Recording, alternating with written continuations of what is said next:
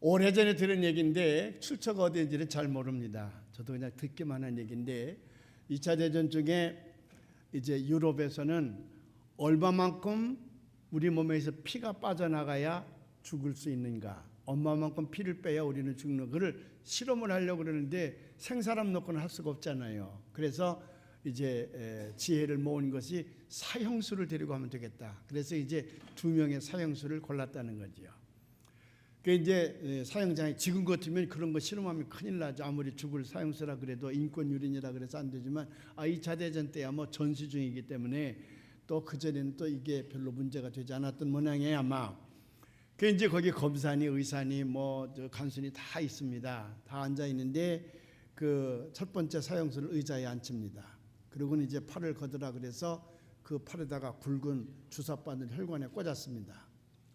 하나, 그리고 이제 혈관에서 피를 뽑아내는 겁니다. 그리고 다시 그걸 옆에 있는 그릇에다가 쭉 하고 부었습니다. 그 이제 다른 사형수는 그걸 옆에서 보고 있는 거지요. 둘, 또 뽑아냈습니다. 그걸 다시 그릇에다 쏟습니다. 셋, 주르르, 넷, 주르르, 15, 주르르. 그러니까 사형수 얼굴이 하얘집니다. 18, 주르르. 그러니까 이제 창백해져 가지고 벌써 눈꺼풀이 힘이 없어지고 사람이 거의 죽음 직전까지 가는 거지요. 20, 주르르, 21, 주르르. 그러니까 꼴깍 죽었습니다. 첫 번째 사람이 그렇게 죽었어요. 아하, 이제 21번 동안에 몇 cc를 빼니까 사람이 죽는구나. 통계가 나왔습니다. 그다음에 두 번째 사람을 앉혔습니다. 이번에는 이제 앞을 칸막이로 가렸습니다. 그리고 구멍을 하나 내고 그쪽으로 손을 내밀라 그랬어요. 팔을 내밀었습니다. 그 사형수는 못 봅니다. 의사가 혈관에다가 주사기를 꽂았습니다. 그리고 이제 뽑아내기 시작합니다. 하나, 옆에다 주르르, 둘, 주르르. 근데 사실은 피는 뽑지 않고 주사기만 꽂았다가 뺍니다. 그리고 옆에 이제 다른 의사가 일반 물을 주사기에 담았다가 주르르, 그리고 이제 뽑아내는, 쏟아내는 소리만 내는 거죠. 주르르. 저는 피는 한 방울도 안 뽑습니다. 주사기만 꼽았다 뺍니다. 15, 주르르. 아까 15번째 하니까 그 사형수 얼굴이 하얘지는 걸 봤거든요. 근데 15, 주르르 하니까 이 두 번째 사형수 얼굴이 하얘지는 거예요. 17, 18, 주르르 하니까 눈꺼풀에 힘이 없어지는 겁니다. 21, 주르르 하니까 두 번째 사형수도 죽었어요. 그러니까 피는 한 방울도 뽑아내지 않았는데 그냥 21번 주사기만 뽑았다가 뺀 것뿐인데 아까 그것을 지켜보던 사형수는 자기 몸속에 피가 그만큼 빠져나갔을 것이라고 믿는 거지요. 이게 21번째에 그는 그만 숨을 거두고 말았다는 거예요. 이 실험을 통해서 심리학자들은 두려움이나 공포가 사람을 사망에 이르게 한다고 하는 분명한 입증을 갖게 된 거지요. 우리 인간이 얼마나 훌륭합니까? 우주를 정복합니다. 그리고 다량 살상 무기를 만들어내서 아주 단시간에 이 지구를 초토화시킬 수 있는 만큼 어마어마한 무기도 만들어내요. 뭐 별의별 일을 다 해. 굉장한 능력이 있습니다. 그런데도 불구하고 우리 마음속에 들어있는 작은 두려움, 이거 fear라는 거죠. 공포, 무서움, 요 작은 두려움이 그 어마어마한 능력을 가지고 지구를 바꿔놓고 우주를 바꿔놓는 그런 과학적인 두뇌를 가지고 있는 사람이라 할지라도 그 작은 두려움이 그를 여지없이 침몰시키고 만다는 거예요. 그러니까 인간의 깊은 그 부정적인 내면의 중심에는, 인간의 모든 불행의 깊은 내면에는 뭐가 자리 잡고 있냐 그러면 두려움이라고 하는 게 자리를 잡고 있어서, 그래서 그 두려움이 인간을 언제든지 불행의 늪으로 빠지게 하고 그 두려움이 인간을 죽음에 이르게 한다는 거지요. 사망으로 이끌어낸다는 거지요. 그 영어 표현 가운데 The fear of death, 죽음의 두려움이 is upon us, 우리를 언제든지 사로잡고 있다. 숨을 쉬고 있는 한, 우리가 숨을 쉬고 있는 한 언제든지 the fear of death, 그 죽음의 공포가, 죽음의 두려움이 언제든지 우리 upon us, 우리를 사로잡고 있다는 거예요. 이걸 벗어날 수가 없다는 겁니다. 아무리 힘이 세고 아무리 머리가 좋다 할지라도 두려움을 극복하기가 이만큼 어렵다는 거지요. 조엘 어스틴슨 긍정의 힘이라고 번역됐죠. Your Best Life Now라는 책, 그거 가지고 우리가 새벽기도에 하지 않았습니까? 그 책에 멋진 예화가 하나 있잖아요. 샌 닉이라고 하는 사람인데, 이 사람은 기차역에서 근무하는 철도 영무원이었습니다. 덩치가 크고 근육이 발달된 거구입니다. 또 아주 성실하고 책임감이 강해요. 그래서 그 철도 사무실 안에서는 아주 모범사원이었습니다. 근데 이 사람이 큰 약점이 하나 있는데 너무 사람이 부정적이야. 늘 비관적으로만 생각을 해요. 작은 실수, 작은 사건 하나만 나오면 그걸 가지고 최악의 상황을 상상하는 거예요. 그래 난리를 치는 겁니다. 그게 하나 단점이야. 다른 건 다 모범적인데 너무 부정적이에요. 너무 사람이 비관적인 걸로만 보는 거야. 그 마음속에 늘 최악의 상황만을 상상하는 거예요. 늘 그래서 불안하고 안절부절 못하는 그런 사람입니다.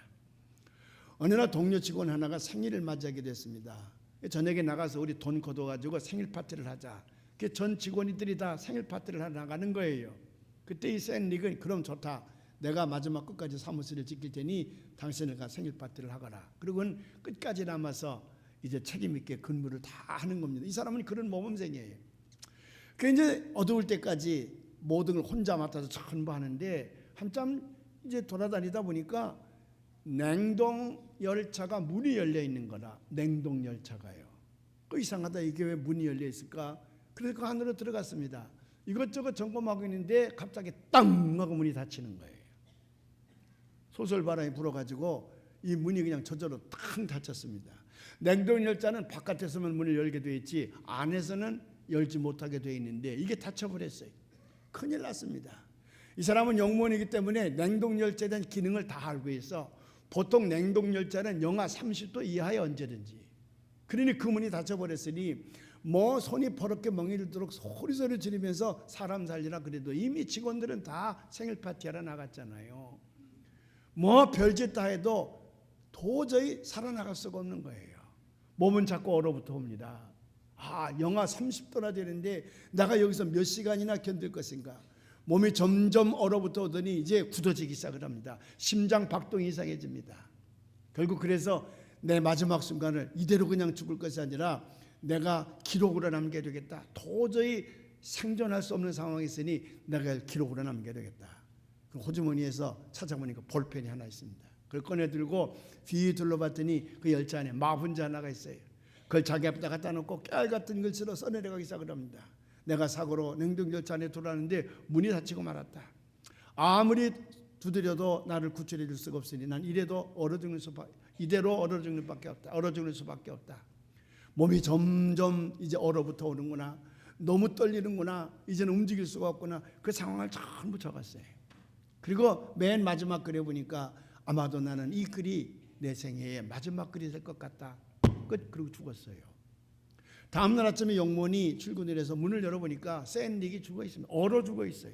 얼어 죽었어요. 근데 경찰들이 와 사고 조사를 해보니 이상합니다. 왜? 냉동열차에는 이미 전기가 차단돼 있었어. 이 고장난 냉동열차이기 때문에 쓰지 않는 겁니다. 그 전기 플러그를 뽑아놨기 때문에 그 안에는 전기가 들어가지 않아. 그 냉동열차 안의 기온은 다른 열차 안의 기온과 같았어요. 조금 한 1도 낮을까 정상적인 온도였습니다. 근데 이 사람이 얼어 죽은 거예요.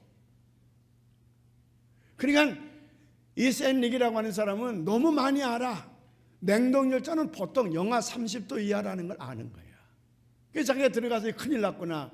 냉동열차는 영하 30도 이하인데 이 얼음 속에서 내가 몇 시간이나 버틸 수 있을 것인가. 그때부터 이제 자기 지식의 상상 속으로 들어가는 거지요. 그래서 거기서 결국 얼어 죽고 말았다는 거예요. 조엘 어스틴은 그 끝에 가서 뭐라고 쓰는 줄 아십니까? 인간은 스스로 이루어지는 예언자이다.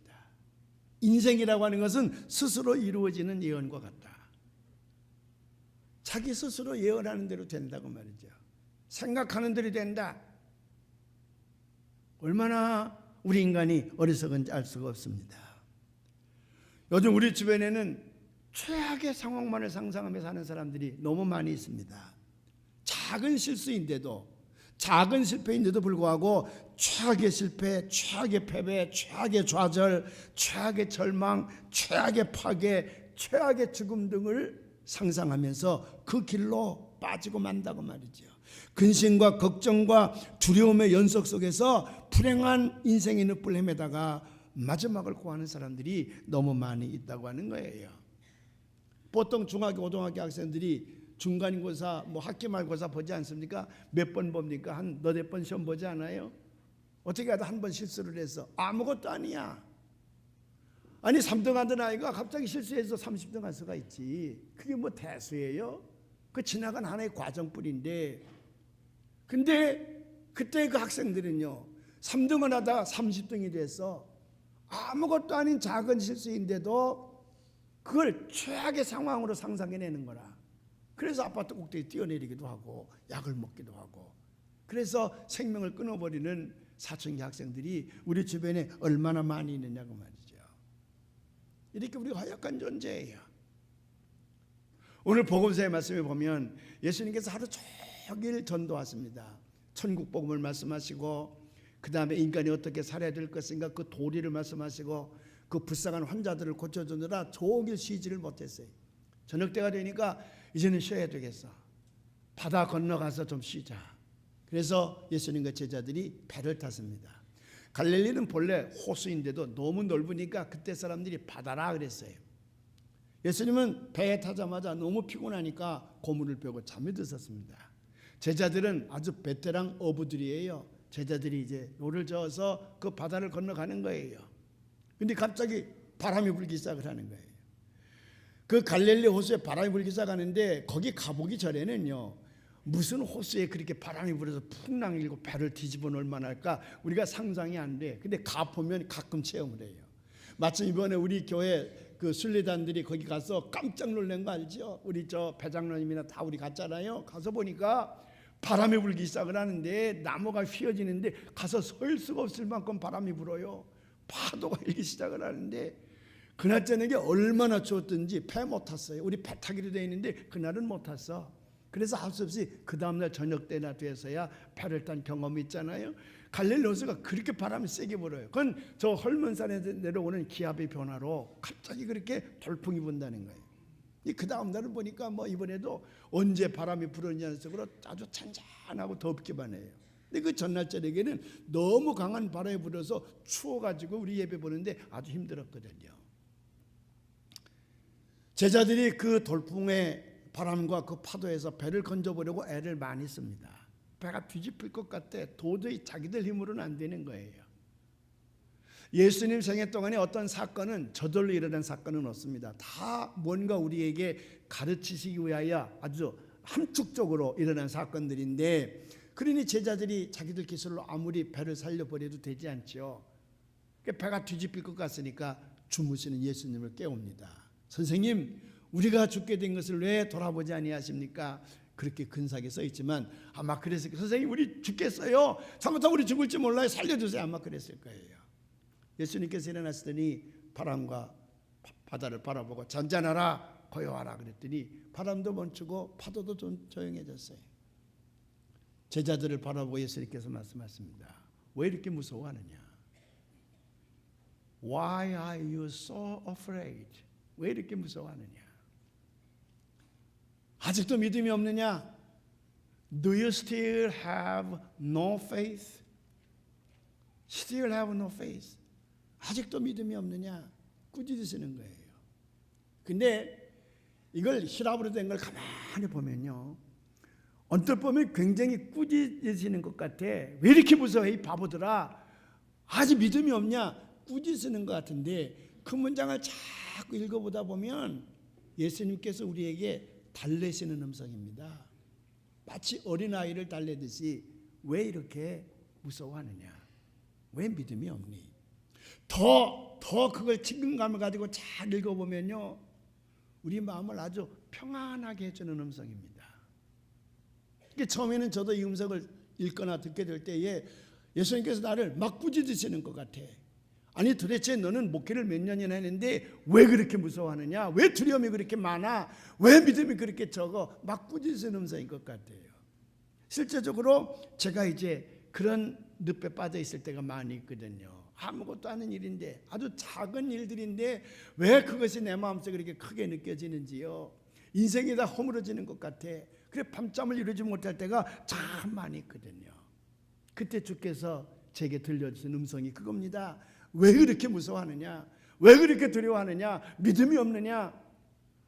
어떤 때는 그 음성이 꾸짖음으로 오시기도 하지만은 어떤 때는요, 제 마음속에 저를 살살 달래는 엄마의 손길같이 들려오기도 하고요. 어떤 때는 그 음성을 제가 듣게 될 때에 제 마음이 평안해지는 것을 제가 체험을 여러 번 했습니다. 오늘 하나님 앞에 나와서 예배하시는 여러분이 무서운 두려움 앞에 사로잡혀 있을 때에 하나님의 음성이 들려지시기를 주님의 이름으로 축원을 합니다. 제가 좋아하는 복음성가가 있죠. 왜 슬퍼하느냐? 왜 걱정하느냐? 무엇을 두려워하느냐? 아무 염려 말아라. 큰 어려움에도 큰 아픔이 있어도 이젠 걱정하지 마라. 우리 찬송 한번 불러보시겠습니다.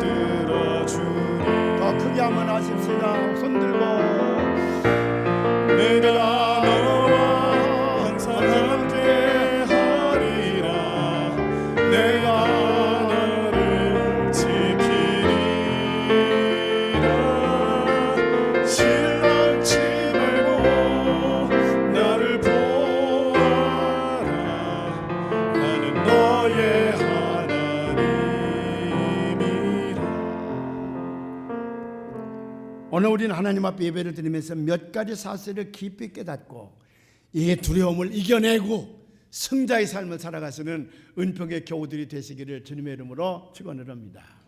첫째는요, 우리 인간에게 일어나는 모든 문제의 중심에는 언제든지 두려움이 자리를 잡고 있다는 걸 잊지 마십시오. 굉장한 일이 내게 벌어진 것 같습니다. 내가 거의 죽음에 이를 것 같아. 그 엄청난 일들이 내게 다가올 것 같아.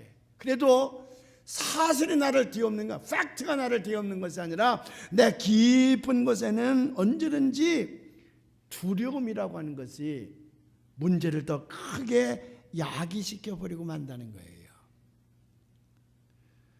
근데 그 두려움이라고 하는 게 실제로 내가 일어난 사건이 아니야. 앞으로 그렇게 다가올 것이라고 자기가 상상하는 것뿐이지요. 제가 대위 시절인 것 같아요. 대위 시절인 것 같은데 이제 그 건강 광자를 한번 한 적이 있습니다. 부대 내에 1970년대까지만 해도요, 우리가 가난의 광야를 지날 때이기 때문에 그때 우리가 먹거리가 시원치 않았습니다. 지금이니까 뭐 다이어트하고 어쩌고 그때는 영양가가 부족해서요. 영양가가 부족을 해서 질로 음식을 쇼부를 봐야 되는데 그때는 양으로 쇼부를 봤습니다. 그때 유행했던 것이 짜장면 내기 아니겠어? 그래서 누가 많이 먹느냐? 제 친구 가운데 15인분 짜장면 거뜬히 먹는 애들이 늘비했었어요. 지금 너무 많이 먹고 당뇨병 것도 걸려서 지금 빼먹는 친구들이 많이 있지만 그때는 양으로 쇼부를 볼 때요. 양으로. 그때는 뭐 굶주림이 우리 다반사였으니까요. 밥을 먹지 못하고 학교를 갈 때가 얼마나 많이 있었습니까? 그러니까 음식이라는 게 다 거칠고 그리고 위생시설이 지금처럼 되어 있지 않고요. 무슨 냉장고가 어디 있어요? 그 수박이나 김치 같은 거 그거 담아서 졸졸 흐르는 그 시냇가 물속에다 담가놓고 있다가 그거 먹으면 너무너무 시원하다 그랬어요. 저희 집에도 제가 열무김치를 좋아하니까 열무김치 삶아가지고 이렇게 큰 옹이에다가 물을 한 그릇 그 우물물 퍼놓고 거기다 이렇게 담아놨다가 그걸 먹으면 너무너무 시원하고 좋아요.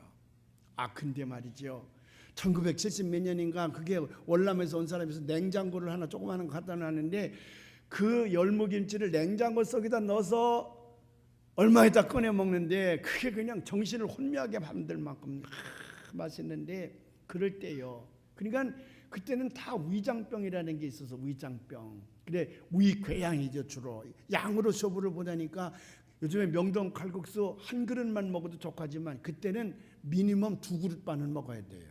보통 3그릇 내지 4그릇 먹어야 먹었다 할 만큼 양이 많이 필요할 텐데, 그러다 보니까 위가 늘어나고 뭐 그래서 이제 위궤양 같은 것들이 많이 걸리는데, 그때 아주 신비의 양으로 토가된 게 암포젤이라는 거예요. 암포젤.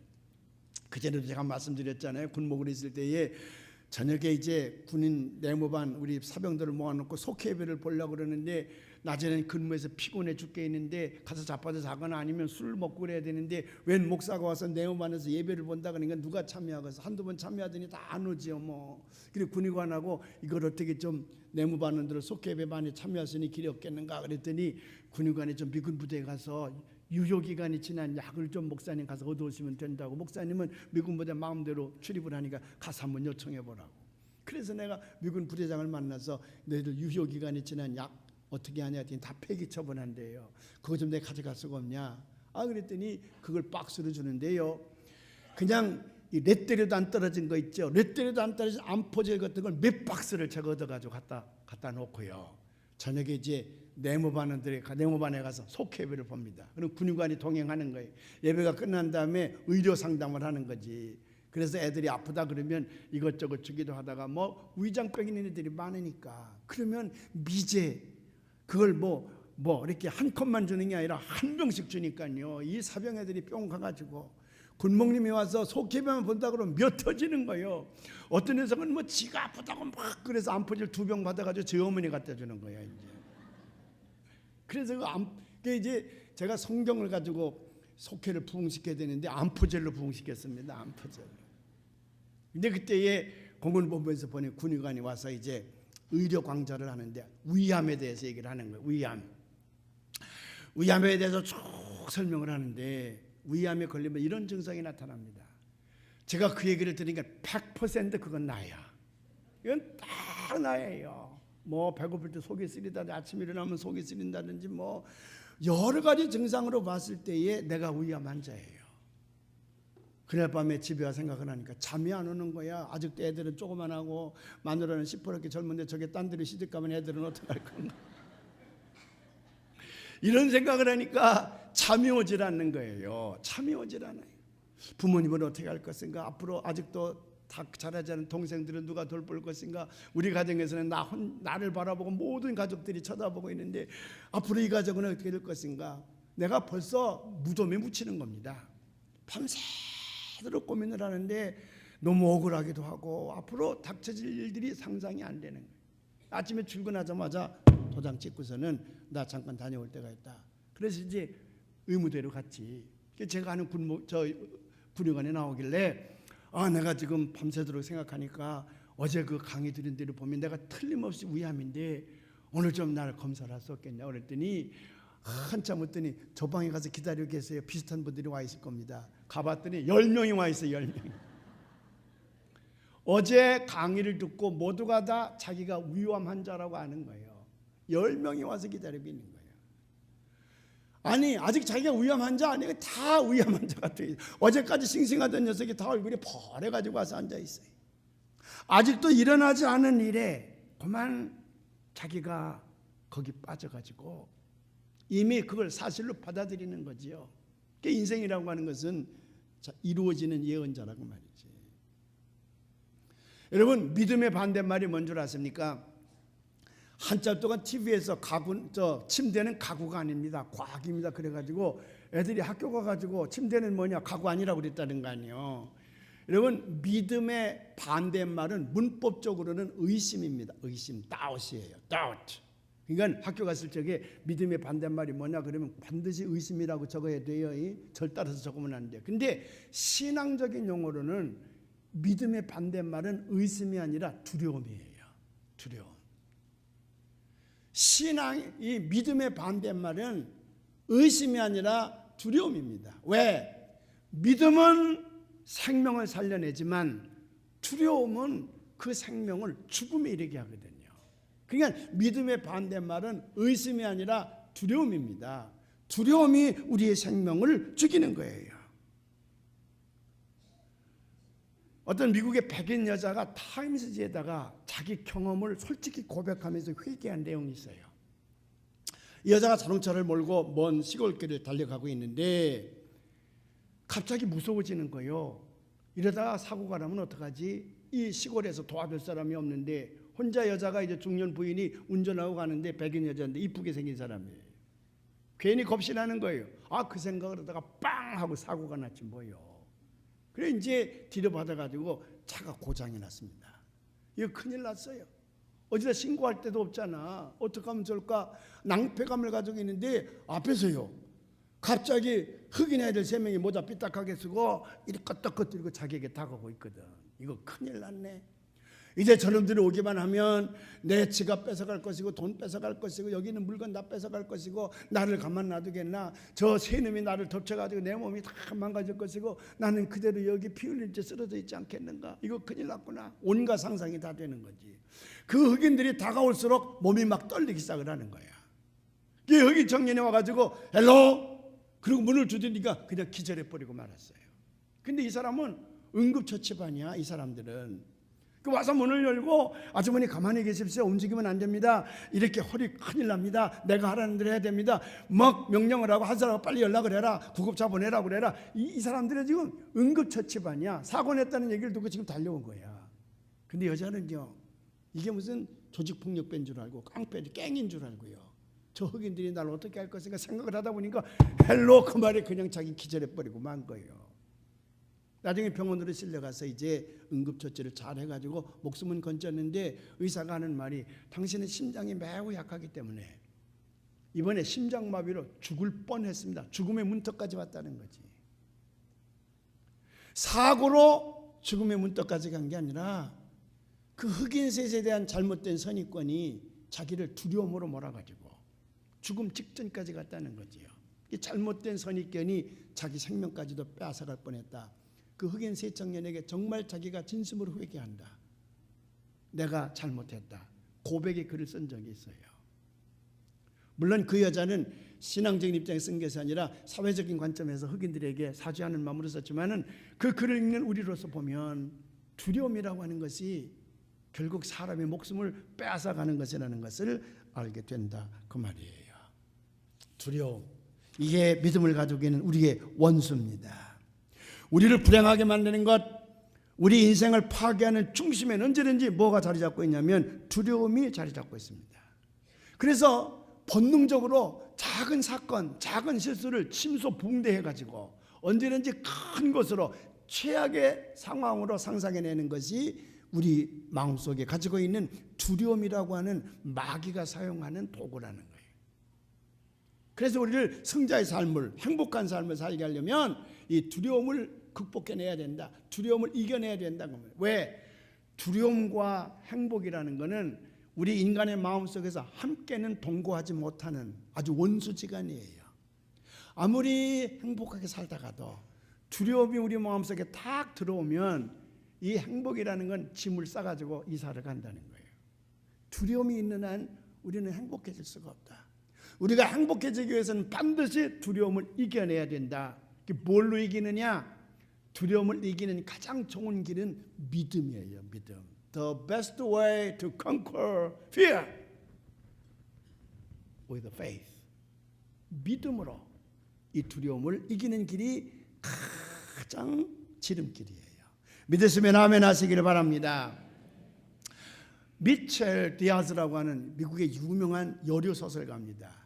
이 사람이 자기의 신앙 간증을 적었는데 자기 남편과 세 아들과 더불어 여행을 갔답니다. 노스캐롤라이나 가면 그랜드파더 마운틴이라고 큰 높은 산 몇천 피트 되는 산이 있는데 그 관광지예요. 노스캐롤라이나 산들은 다 좋습니다. 그래서 그 자날라스카라고 하는 호수가에 우리 감리교 본부가 있는데 여선교회관, 세계 여선교회 본부도 거기 있어요. 거기 가보면 그전에도 말씀드렸죠. 김환란 박사의 기념방이 하나 있다고. 헬렌 킴이라 그래서 한국 여성교육에 기여한 사람이라 그래서 그 양반을 기념하는 방도 거기 있어요. 그거 너무 아름답습니다. 근데 거기로부터 약 한 3, 4천 피트 더 높은 산이니까 이 그랜드파더, 할아버지 산이죠. 우리말로 얘기하면 높은 산이 있는데 한 이쪽 산에서 저쪽 산으로 계곡을 가로지르는 다리가, 흔들리는 다리가, 이 굵은 철사 동아줄로 매어 있는 다리가 있습니다. 이 사람들이 그 다리를 건너서 저쪽 편에 가서 이쪽을 바라보면 너무 경치가 좋으니까 이제 그 다리를 건너가는데 이 미첼이 이제 자기 아이들을 데리고 거기를 가서 이렇게 보는데 그 다리 밑에 보니까 수천 피트의 낭떠러지거든요. 보는 순간에 자기 다리는 얼어붙어 버리고 말더래. 자기는 도저히 못 가겠더래요. 그 남편 보고 애들 데려가라 그랬더니 남편이 애들을 데려가자마자 6살, 8살 먹은 어른들은 그냥 그 다리를 뛰어가는데 뭐 지멋대로 뛰어다니는 거지. 어른들은 바라보기만 해도 그냥 오줌살판인데. 근데 3살 먹은 벤이라고 하는 아이가 처음엔 무서워서 엄마 손을 붙들고 움직이질 않더니 자기 형들이 마음대로 뛰어노르니까 자기도 한번 가고 싶으니까 엄마 손을 놓고 몇 발자국 나갔습니다.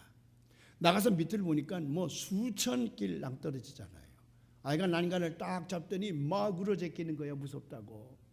아빠 무서워, 엄마 무서워. 그리고 움직이질 못하는 거예요. 이리 와 그래도 굳었어 몸이요.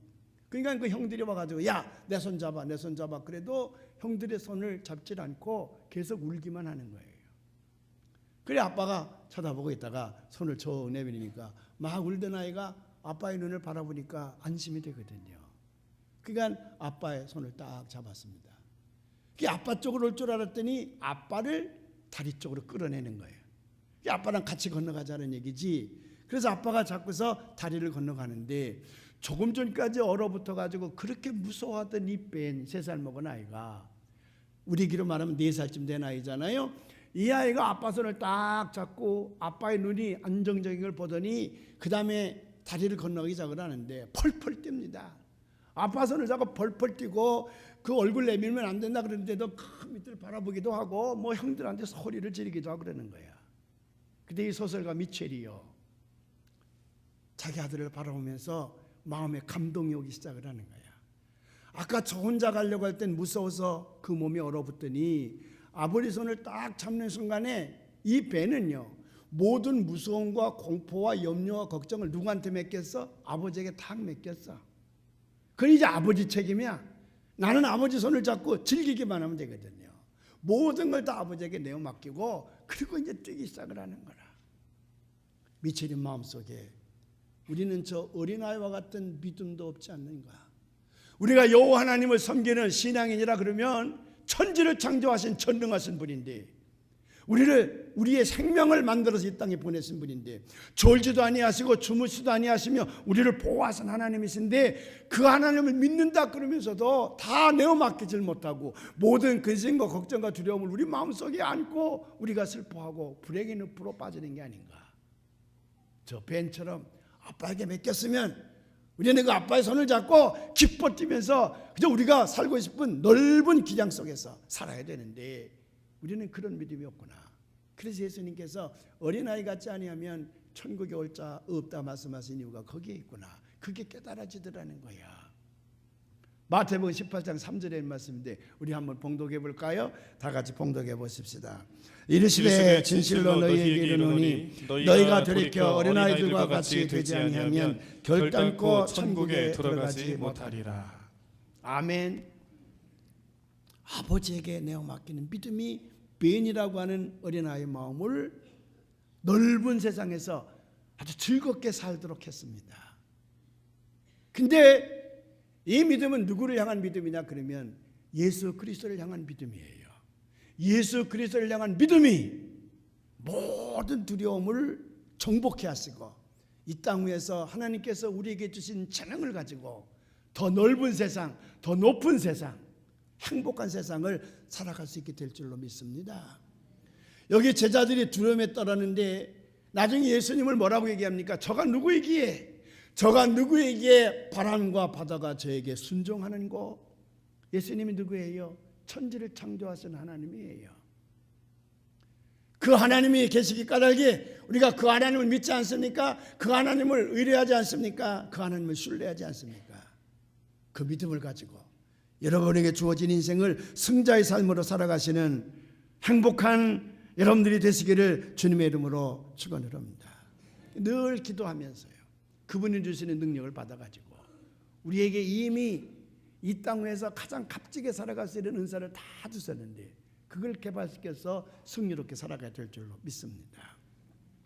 한 청년이 이제 어여쁜 여자를 사귀게 됐답니다. 아주 잘생겼어요. 결혼하고 싶어. 사랑을 고백했더니 그 여자도 사랑을 고백을 합니다. 결혼해 줄 수 있겠느냐? 빨리 결혼했으면 좋겠다. 결혼을 하기로 했어요. 다 준비가 되어 있는데 이 청년에게 한 가지가 없네. 뭐가 없냐면 직업이 없어. 직업이요. 이 회사 저 회사 다니면서 인터뷰를 해도 맨날 떨어지는 거야. 왜? 말더듬이에요. 말더듬. 그래서 자기를 소개할 때도 나는 김영화님 이렇게 하니까 회사에서 인터뷰가 떨어뜨리는 거예요. 빨리 취직을 해야 결혼을 하겠는데 취직이 안 되는 거라. 그게 근심이에요. 그게 걱정이에요. 매일같이 이제 신문에 구직난을 보는데 한번 보니까 밀러 캔디 컴퍼니라 그래서 플로리다에 있는 큰 과자 공장에서 트럭 운전사를 뽑는 기사가 났습니다. 근데 자기가 옛날에 그 밀러 캔디 그 컴퍼니의 사장인 미스터 밀러에 대한 그 삶의 이야기를 어느 책에서 읽은 적이 있어. 이 사람이 어렸을 때부터 심한 말더듬이어서 왕따를 당했습니다.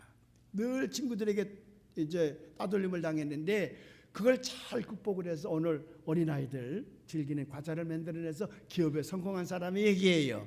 그걸 읽은 적이 있거든요.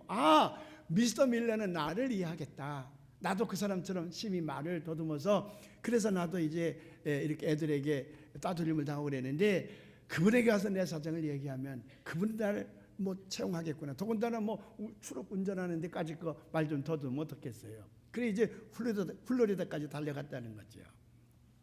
그래서 이제 원서를 내고 인터뷰 날짜를 잡고서 이제 인터뷰를 하는데 미스터 밀러가 직접 인터뷰를 하는 겁니다. 당신은 왜 우리 회사에 들어오려고 합니까? 그랬더니 이 청년이 있다가 얘기를 합니다.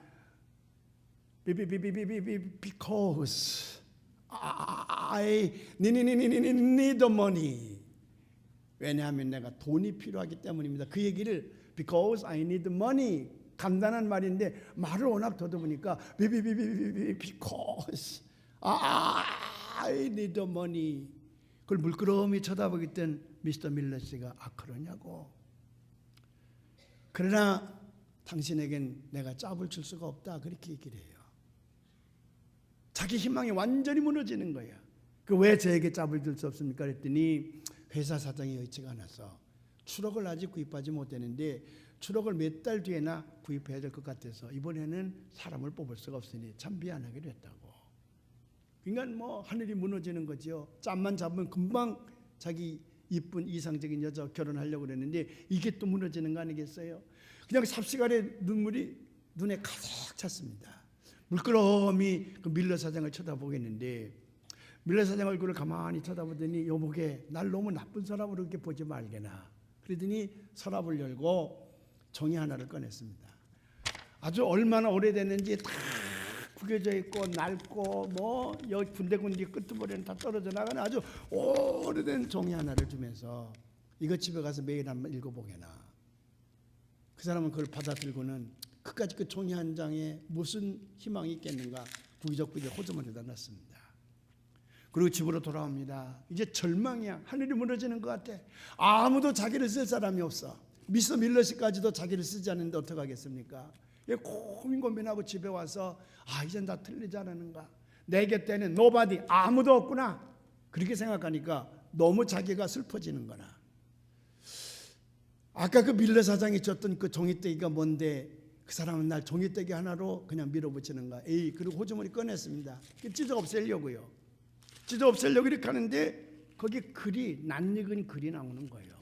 펼쳤더니 미국 사람들이 잘 아는, 영국 사람들과 미국 사람들이 잘 아는 세 개의 문장으로 되어 있는 기도문이에요. 그 기도문 한번 볼까요? 뭐라고 써 있는지. 자, 첫 번째 기도문은 뭐냐면 grant me, grant는 내게 주시옵소서 그 말이거든요. grant me, 나에게 주시옵소서. 뭘? serenity, serenity. 그 serenity라는 말은 평온함, 평온함. 그 말이에요. 평온함을 주시옵소서. 어떤 평온함? To accept, 받아들일 수 있는 평온함을 주시옵소서. The things I cannot change.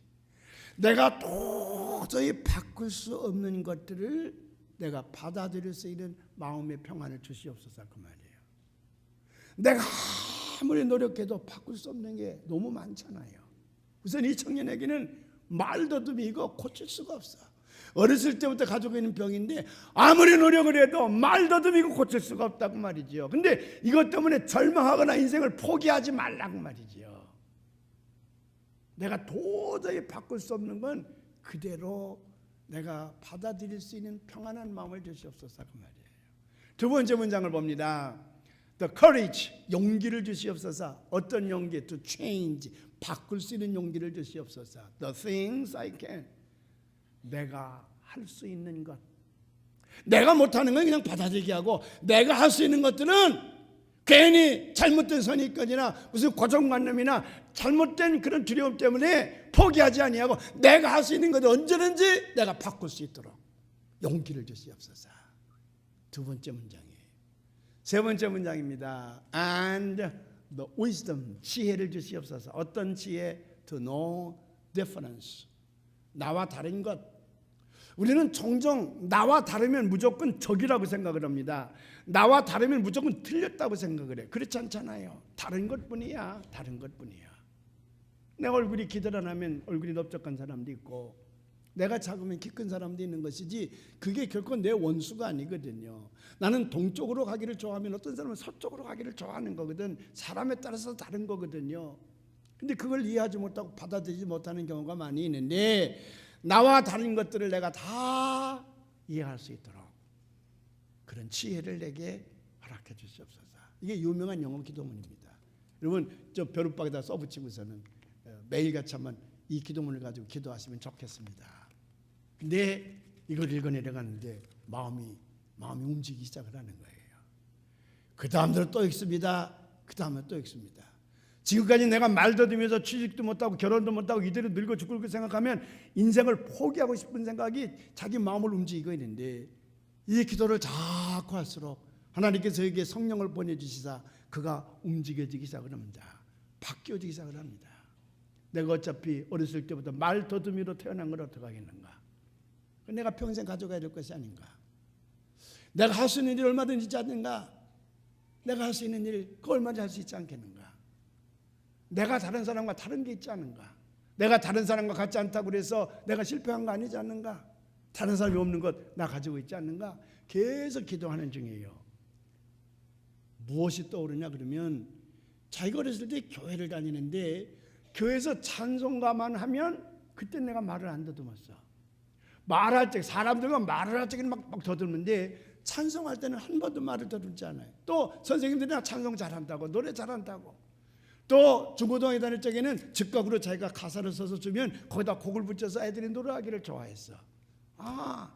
남들이 가지고 있지 않은 걸 내가 가지고 있지 않은가. 그래서 그놈을 들고 내시빌로 갑니다.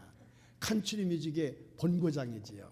거길 가서 이제 우리기로 말하면 기획서 사무실을 찾아가는 겁니다. 내가 이렇게 이런 걸 좋아하는 사람인데 날 좀 훈련시켜서 좀 쓸 수 없겠으니까 몇십 군데를 찾았다는 거예요. 다 빠꾸를 당했어. 왜? 이게 거친 야생마잖아요. 근데 한 군데를 가는데 그 사람이 누구냐면 미니폴이라고 하는 우리나라로 말하면 양현석이나 뭐 이수만 같은 큰 기획사를 가지고 있는 사람인데 이 사람한테 가서 쭉 설명을 합니다. 근데 이 사람이 심한 말더듬인데 노래를 시켜보니까 노래는 거뜬히 하거든요. 우리 회사에서 한번 훈련받고 해보자. 받아들였어요. 그 사람이 누구냐 그러면 유명한 그 미국에서 지금 제일 가는 칸츄리 뮤직 가수인데 멜 틸리스라고 하는 뭐 TV마다 TV쇼에서 나와서 줄을 잡고 있는 사람입니다.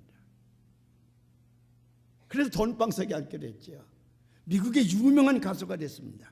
이 사람이 글렌 캠벨이라고 하는 사람과 더불어 TV쇼에 나가는데 미국 전 국민을 흥분시켰다는 거예요. 근데 말을 그렇게 더듬는 친구가 노래하면서 가끔 이렇게 재치 있는 얘기를 할 때는 하나도 안 더듬거든요. 그래서 오늘날 이 멜 테일리스는 미국에서 유명한 가수로 성공한 사람. 이 사람이 자기 성공한 스토리를 쓰는데 이 세 문장으로 되어 있는 기도문을 사람들에게 발표를 했습니다. 그의 결론은 뭐냐 그러면, 하나님은 나를 이 세상에 보냈을 때에 아무렇게나 보내시지 않다는 거지요. 다른 사람들이 잘하는 거 있으면 내가 못하는 거 있다. 그러나 다른 사람들이 못하는 걸 나는 잘하는 게 있다. 다른 사람들이 가지고 있지 않은 걸 난 가지고 있다는 것을 이 기도 문장을 통해서 내가 발견할 수가 있었다. 그래 하나님 앞에 모든 걸 내어 맡기고 나왔더니 오늘 하나님이 나를 이렇게 훌륭하게 쓰셨다는 거지요. 여러분, 뭐 없다고 두려워하지 마십시오. 못한다고 두려워하지 마십시오. 다른 사람이 갖지 않은 좋은 자료들이 여러분들에게 얼마든지 있음을 기억하시길 바랍니다. 그 맥스 로케이더라고 하는 유명한 크리스찬 작가가 있습니다. 이 사람이 하나님은 어떤 순간에 너를 결국 포기하지 않는다, 긴 제목의 글을 썼는데 자기 형에 관한 얘기예요. 자기 형이 잘생겼습니다, 명랑합니다, 책임감이 강합니다, 머리 똑똑합니다, 공부 잘합니다, 노래 잘합니다, 여러 가지 재주가 있습니다. 가는 데마다 인기야. 그래서 그 집안에서는 자기 형이 굉장한 인물이 될 줄 알았어. 근데 사춘기 때에 만나지 말아야 될 사람을 만나요. 누구를 만나냐면 맥주 밀매업자를 만나는 거예요. 맥주 밀매업자. 그 맥주 밀매업자와 교부를 쌓다 보니까 결국 그 세계 속에 들어가게 됐고 나중에는 알코올 중독자가 됩니다. 체인 스모커가 되는 거예요. 40년 동안 술과 담배 속에서 그 부정한 방법으로 인생을 살아가는 거죠. 몸이 다 망가졌어요. 간도 다 망가졌습니다. 허파도 다 망가졌어요. 54세가 됐을 때야 내가 지금까지 잘못된 길을 걸어왔다는 것을 교회에 가서 발견을 하는 거예요. 그 동생이 하도 교회 가자 그러니까 예배하는 중에 하나님의 음성을 듣는 거예요. 그때서야 깜짝 놀라가지고 집에 돌아와서 술병을 다 걷어칩니다. 담배각을 다 버립니다. 그리고 하나님 앞에 섰더니 생명이 2년밖에 남지 않았어요. 남은 2년의 생활을 교회에서 보내게 됩니다. 너무 행복한 거예요. 나중에 이 사람이 죽게 되는데 그 고백을 하는 겁니다. 내가 사춘기 때 만나지 말아야 될 맥주 밀매업자를 만들었는데 그 사람들과 더불어서 담배 태우고 술 마시면서 무슨 생각이 들었냐 그러면 내가 술을 안 먹으면 어떻게 될 건가? 내가 담배를 끊었을 경우 어떻게 될 건가?